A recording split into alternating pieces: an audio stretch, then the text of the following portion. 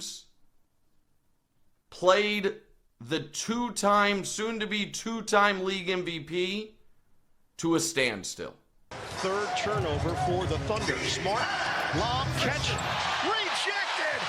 Hachimura keeps the ball moving, swing it inside, and James couldn't finish it. And he goes right at the chest of Hartenstein and missed the layup badly. He's now 1 for 7 in the paint.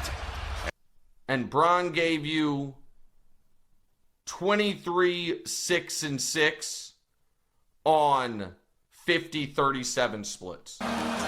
James against Caruso for the lead. No! Rebound, Hartenstein. There's the buzzer, and the Thunder have won and swept and are headed. When you step back and look at LeBron James' NBA career from year 1 all the way through year 23, one conclusion has remained remarkably consistent throughout the entire journey. He is not better than Michael Jordan, and he is certainly not greater. That has been the honest assessment from the beginning for those willing to say it plainly, and nothing that has happened since has moved the needle in LeBron's favor.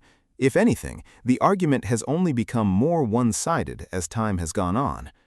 Now, at 41 years old, LeBron just suffered the 4th playoff sweep of his career. Not a tough series that went 7 games, not a closeout game that came down to the wire, a sweep, a complete and total postseason elimination without a single win to show for it. Take another 3, short. James with the catch. Oh, he missed the layup. 22-11 Oklahoma City run. LeBron for 3. I'm not looking at, my year as a disappointment. That's for damn sure. You lying? Yeah. Now let's make one thing very, very clear. LeBron losing Oklahoma City isn't the smoke. Now, let's establish something important before going any further. LeBron getting swept by Oklahoma City is not the singular smoking gun that disqualifies him from the GOAT conversation. That would be an oversimplification of a much larger and more layered discussion.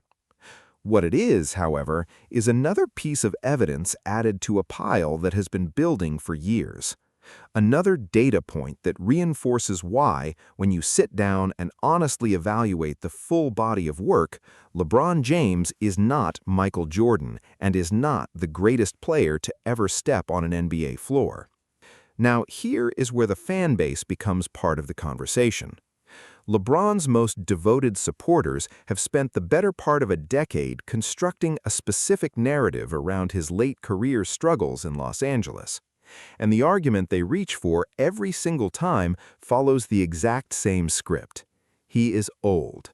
He was 35, then 37, and now he is 41. The age card gets played without hesitation the moment a critical result needs explaining away. And that might carry some weight if it were applied consistently. But here's the problem with that logic. When Michael Jordan was performing at an elite level late in his career, that same grace was never extended in the opposite direction. Nobody rushed to credit Jordan's age as a mitigating factor when he was delivering. The standard shifted depending on whose legacy needed protecting. That's They the Wizards. And he was bad at all of them. Michael Jordan was not playing in year 20. And he stopped at 15. Well, but when he stopped. We saw when he stopped in Washington. Yeah. We saw those 2 years. No, but let's not pretend they didn't happen. So we can't keep throwing out his age all the time, every time things don't go right. That's his decision to want to play this long. Even when things go well, you're in awe that a 41-year-old is doing this because we've never seen it before. Yeah, obviously. So even the mere fact that he's playing, because normally when guys are playing, you look at Vince Carter. Guys are average 5 points, 3 points a game. Yeah. He's 20. And let's stop right there for a moment, because this is where the double standard becomes impossible to ignore. The most vocal LeBron James supporters have absolutely no problem going after Michael Jordan for his time with the Washington Wizards. It does not matter to them that Jordan was 38, 39, or 40 years old during that period. Age is suddenly irrelevant. Wizards Mike is completely fair game. They dissect every loss, every inefficient shooting night, every moment where the game had clearly moved past him, and they do it with enthusiasm. To borrow a line from Nick Wright, was he still playing? Because according to the LeBron fan base, if Jordan chose to remain active at that stage of his career, Everything that happened on the court counts against his legacy. No exceptions, no grace, no age-related context required. But flip the camera toward LeBron James and watch how quickly the framework changes. 6 years of falling short in Los Angeles, 6 years of first-round exits, in-season tournament disappointments, and now a 4th career sweep. And through all of it, the age excuse gets deployed immediately, consistently, and without any of the scrutiny that gets applied to Jordan's Washington years. That is not analysis. That is selective accountability dressed up as basketball commentary. And here is why LeBron's LA failures carry significantly more weight than anything Jordan did in Washington, broken down point by point. First, the franchise. LeBron is not playing for a rebuilding organization trying to find its identity. He is playing for the Los Angeles Lakers, the most storied, most decorated, most globally recognized franchise in NBA history.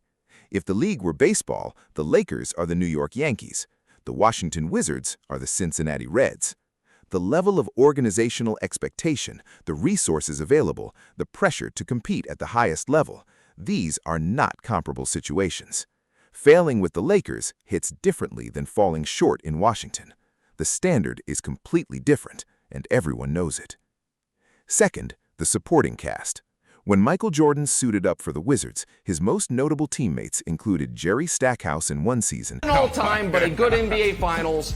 Lakers in 6. Wrong again. Broussard, Brandon, and even my buddy Kevin Wildes laughed at me when I said a month ago was, the Lakers don't need Anthony Davis every series of the postseason.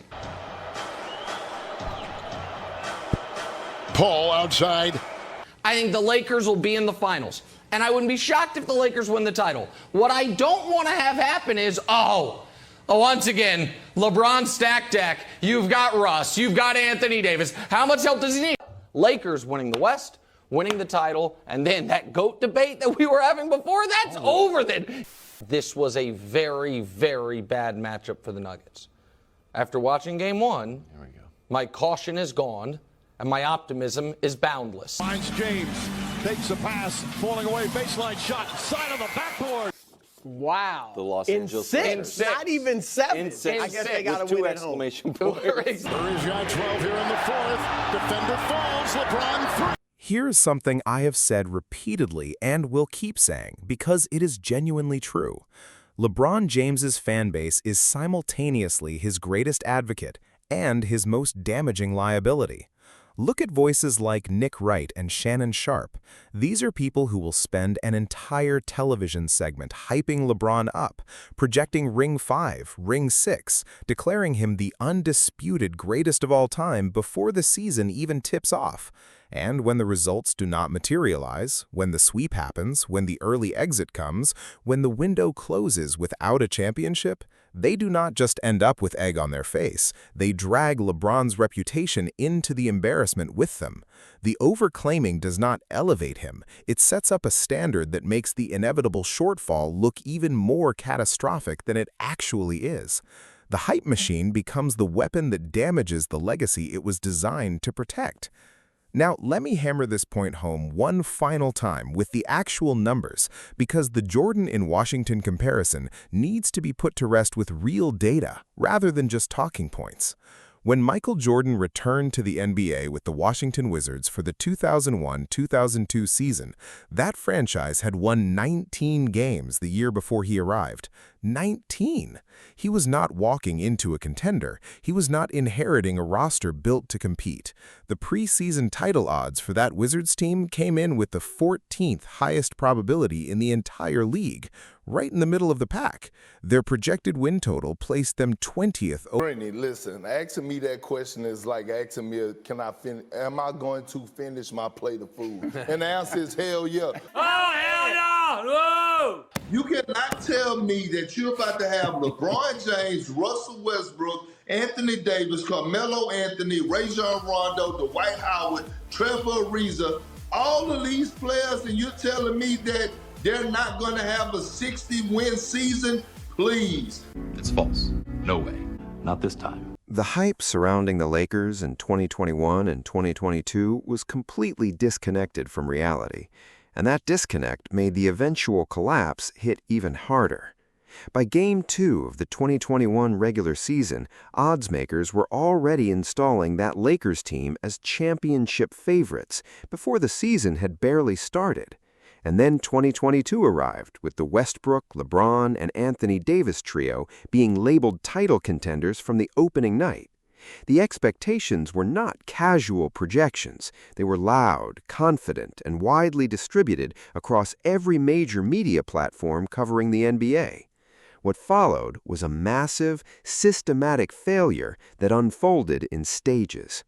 Look at the full 6-year Lakers timeline with LeBron at the helm and tell me honestly how you characterize it. 2021, first-round elimination against the Phoenix Suns. 2022, missed the playoffs entirely. 2023, swept in the Western Conference Finals. 2024, first-round exit. 2025, first-round exit again. 2026, swept in the second round. 6 years, one championship window that produced results, 5 seasons of postseason failure, ranging from early exits to complete sweeps to not qualifying at all. Yes, the individual statistics were present throughout. LeBron's personal numbers remained impressive for a player of his age. Nobody is disputing that the production on a box score level was real. But when the conversation shifts from individual statistics to championship impact, to the actual reason a franchise of the Lakers' stature commits that level of resources to one player, the 6-year return simply does not justify the investment or the expectations that came with it. And if you are someone who looks at Michael Jordan's time in Washington and calls it a failure, a black mark on an otherwise untouchable legacy, you now have to apply that same standard to 6 years of LeBron in Los Angeles, because by